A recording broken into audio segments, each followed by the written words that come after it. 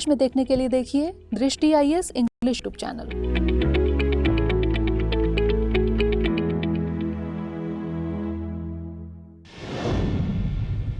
नमस्कार, दृष्टि आईएएस के टू द पॉइंट प्रोग्राम में आपका स्वागत है। आज की सीरीज में हमारा चर्चा का विषय है डॉक्टर BR अम्बेडकर जयंती विशेष। सबसे पहले जान लेते हैं कि यह चर्चा में क्यों है। आज यानी 14 अप्रैल 2022 को डॉक्टर BR अम्बेडकर की 131वीं जयंती है। इस मौके पर केंद्र सरकार द्वारा अपने सभी सरकारी कार्यालयों और औद्योगिक प्रतिष्ठानों में सार्वजनिक अवकाश घोषित किया गया है। अब नजर डाल लेते हैं इसके परिचय पर। भारतीय संविधान के मुख्य निर्माताओं में से एक BR अम्बेडकर का पूरा नाम भीमराव रामजी अम्बेडकर था। वे एक भारतीय विधिवेता, अर्थशास्त्री, राजनीतिज्ञ और समाज सुधारक थे। इनका जन्म 14 अप्रैल 1891 को तत्कालीन मध्य प्रांत के महू छावनी, वर्तमान मध्य प्रदेश में महार जाति के एक गरीब परिवार में हुआ था। महार जाति को अछूत माना जाता था, जिसके चलते उन्हें गंभीर सामाजिक आर्थिक भेदभाव झेलना पड़ा। बाबा साहेब ने अपना जीवन समाज से छुआछूत व अस्पृश्यता को समाप्त करने के लिए समर्पित कर दिया था। उन्होंने जीवन भर अछूतों और अन्य सामाजिक रूप से पिछड़े वर्गों के अधिकारों के लिए लड़ाई लड़ी। उन्होंने जाति व्यवस्था को सामाजिक शोषण का आधार मानते हुए मनुस्मृति की कटु आलोचना की। हिंदू धर्म में विद्यमान अस्पृश्यता के सिद्धांत से व्यथित होकर अक्टूबर 1956 में उन्होंने हिंदू धर्म को त्याग कर नागपुर में बौद्ध धर्म ग्रहण किया। 1956 में डॉक्टर अम्बेडकर ने देश में दलित बौद्ध आंदोलन नामक एक सामाजिक राजनीतिक आंदोलन चलाया। यह आंदोलन बाद में नव्यान बौद्ध धर्म यानी नव्यान बुद्धिज्म और नियो बुद्धिज्म में परिवर्तित हो गया, जिसे बौद्ध धर्म की पुनः व्याख्या माना जाता है। 6 दिसंबर 1956 को उनका महापरिनिर्वाण हो गया। मुंबई स्थित उनके विश्राम स्थल को चैत्य भूमि कहते हैं। अब बात कर लेते हैं उनके योगदान और भूमिकाओं के बारे में।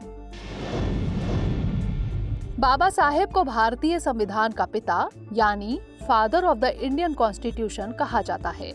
संविधान निर्माण की प्रारूप समिति के अध्यक्ष के रूप में उन्होंने भारतीय संविधान को तैयार करने में महत्वपूर्ण भूमिका निभाई।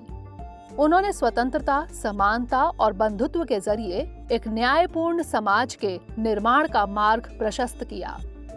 1947 में वे स्वतंत्र भारत के पहले कानून और न्याय मंत्री यानी minister for law and justice बने। हिंदू कोड बिल पर मतभेद को लेकर इन्होंने वर्ष 1951 में कैबिनेट से इस्तीफा दे दिया।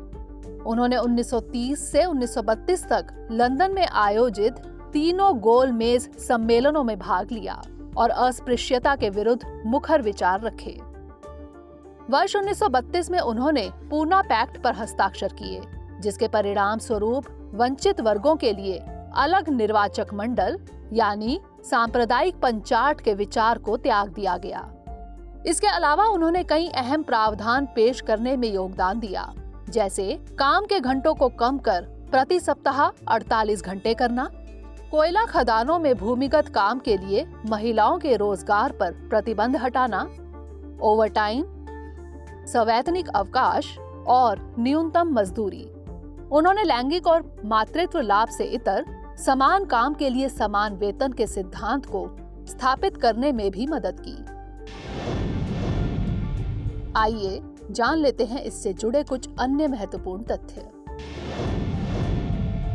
1923 में उन्होंने बहिष्कृत हितकारिणी सभा यानी आउटकास्ट वेलफेयर एसोसिएशन की स्थापना की, जो दलितों के बीच शिक्षा और संस्कृति के प्रचार प्रसार के लिए समर्पित थी।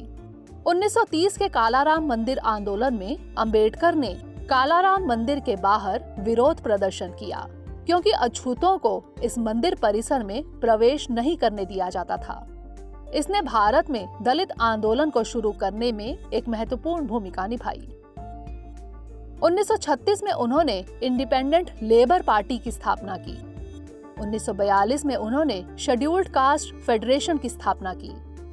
उनकी महत्वपूर्ण कृतियां हैं annihilation of caste, the untouchables, Buddha और Karl Marx, who were the Shudra, caste in India, Buddha and his Dhamma, the problem of rupee आदि।